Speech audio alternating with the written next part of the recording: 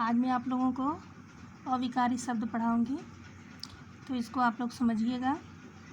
अविकारी शब्द से अभिप्राय है अधन विकारी, अर्थात वे शब्द जिनके रूप में लिंग व तथा कारक के कारण कोई परिवर्तन यानी विकार नहीं होता, जैसे और, या, तथा, धीरे, यहाँ, वहाँ, किधर, कब, आगे, पीछे इत्यादि ये शब्द परिस्थिति में अपरिवर्तित प्रयुक्त होते हैं।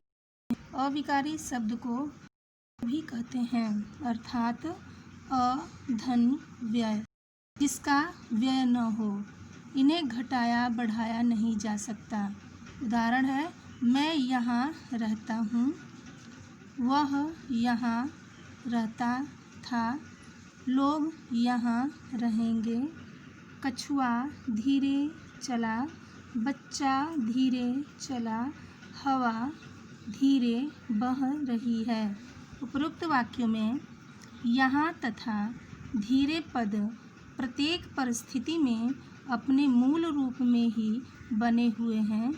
लिंग, वचन तथा कारक का उन पर कोई प्रभाव नहीं हुआ। अपरिवर्तनशील होने के कारण ही ये अव्यय अथवा अविकारी शब्द हैं। अविकारी शब्द 4 प्रकार के होते हैं। पहला है क्रिया विशेषण, दूसरा है संबंध बोधक, तीसरा है समुच्चय बोधक और विस्मय बोधक, चौथा है विस्मय बोधक। क्रिया विशेषण। क्रिया विशेषण का अर्थ है क्रिया की विशेषता बताने वाला पद। इसको समझिएगा। कछुआ धीरे चलता है, बच्चा वहाँ बैठा है, मीरा क्यों चिल्लाई, वह कब आएगा। धीरे जो है क्रिया की रीति संबंधी विशेषता है, वहाँ क्रिया की स्थान संबंधी विशेषता, क्यों क्रिया की कारणवाचक विशेषता, कब क्रिया की काल यानी समय संबंधी विशेषता। उपरोक्त वाक्यों में प्रयुक्त पद धीरे, वहाँ, क्यों व कब अपने साथ प्रयुक्त क्रियाओं की विशेषता बता रहे हैं, अतः ये क्रिया विशेषण हैं। परिभाषा है, क्रिया की विशेषता बताने वाले शब्द क्रिया विशेषण कहलाते हैं। क्रिया विशेषण दूसरे क्रिया विशेषण की भी विशेषता बताते हैं। जैसे घोड़ा बहुत तेज दौड़ता है। इस वाक्य में बहुत क्रिया विशेषण है, क्योंकि यह दूसरे क्रिया विशेषण यानी तेज की विशेषता बता रहा है। क्रिया के भेद। क्रिया विशेषण के भेद। क्रिया विशेषण के प्रमुख 4 भेद हैं। पहला है कालवाचक क्रिया विशेषण।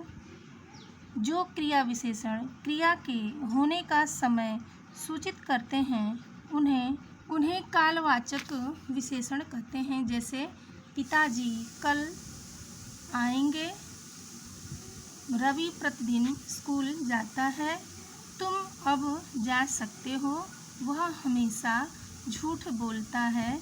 इन वाक्यों में कल, अब, प्रतिदिन तथा हमेशा क्रिया के होने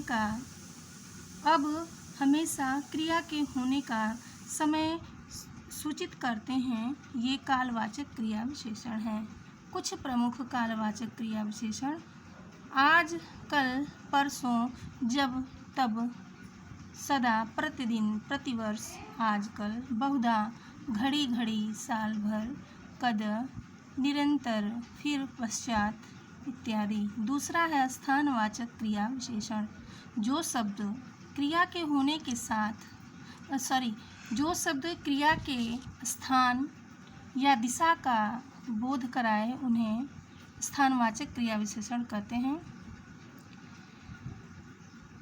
जैसे यहाँ, वहाँ, जहाँ, तहाँ, इधर, उधर, किधर, जिधर, दूर, निकट, अंदर, बाहर, भीतर, ऊपर, नीचे, पीछे, आगे, सामने, और, उस ओर, चारों ओर, समीप, आसपास इत्यादि। जैसे मैं यहाँ रहता हूँ, वह ऊपर बैठा है, बच्चे बाहर खड़े हैं, तुम इधर उधर क्यों दौड़ रहे हो। इन वाक्यों में यहाँ, ऊपर, बाहर व इधर उधर स्थानवाचक क्रिया विशेषण है। तीसरा है परिमाणवाचक क्रिया विशेषण। जिन शब्दों द्वारा क्रिया के करने या होने की पर्याप्त अधिकता या न्यूनता का बोध होता है, वे परिमाणवाचक क्रिया विशेषण कहलाते हैं। जैसे वह बहुत बोलता है, उतना खाओ जितना पचा सको। इन वाक्यों में बहुत तथा उतना जितना से क्रिया के परिमाण का बोध होता है, अतः यह परिमाणवाचक क्रिया विशेषण है। कुछ परिमाणवाचक क्रिया विशेषण: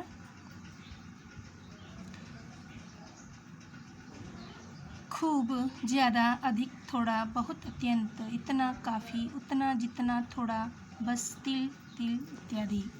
चौथा है रीतिवाचक क्रिया विशेषण। जिन शब्दों से क्रिया के होने की रीति या विधि का पता चले, उन्हें रीतिवाचक क्रिया विशेषण कहते हैं। जैसे दिन जल्दी जल्दी ढल रहा है, वह बहुत बोलता है, जोर जोर से मत बोलो, अचानक तुम्हारे सामने शेर आ गया। इन वाक्यों में जल्दी जल्दी, बहुत जोर जोर से तथा अचानक क्रिया के होने की रीति बता रहे हैं, अतः ये रीतिवाचक क्रिया विशेषण है। जैसे ऐसे, वैसे, कैसे, जरूर, जल्दी, तेज, धीरे, अवश्य, शायद, इसलिए, किस लिए, ठीक, नहीं, मत, सच, अतः, अतएव, शीघ्र इत्यादि। दूसरा है संबंध बोधक अव्यय। जो शब्द संज्ञा या सर्वनाम का संबंध वाक्य के किसी अन्य शब्द या शब्दों के साथ प्रकट करें, वे संबंध बोधक अव्यय कहलाते हैं। जैसे गाय पेड़ के नीचे खड़ी है, हमारा घर रेलवे स्टेशन के निकट है, उसके साथ मत खेलो। इन वाक्यों में नीचे के निकट तथा साथ संज्ञा व सर्वनाम शब्दों के साथ आकर इनका संबंध वाक्य के अन्य शब्दों के साथ बता रहे हैं, अतः ये संबंध बोधक अव्यय हैं। संबंध बोधक अव्यय के भेद: अर्थ के अनुसार संबंध बोधक अनेक प्रकार के होते हैं। उनमें से प्रमुख हैं कालवाचक, के पश्चात, के उपरांत, के से पूर्व, के बाद, के आगे, के पीछे इत्यादि। दूसरा है स्थानवाचक, में, पर, के आगे, के नीचे, के पीछे, के निकट, से दूर इत्यादि। तीसरा है दिशावाचक, इधर उधर, की ओर, के पार, की तरफ इत्यादि। चौथा है उद्देश्यवाचक, के लिए, के हेतु, की खातिर, के निमित्त इत्यादि। पांचवा है विरोधावाचक, के खिलाफ, के विरुद्ध।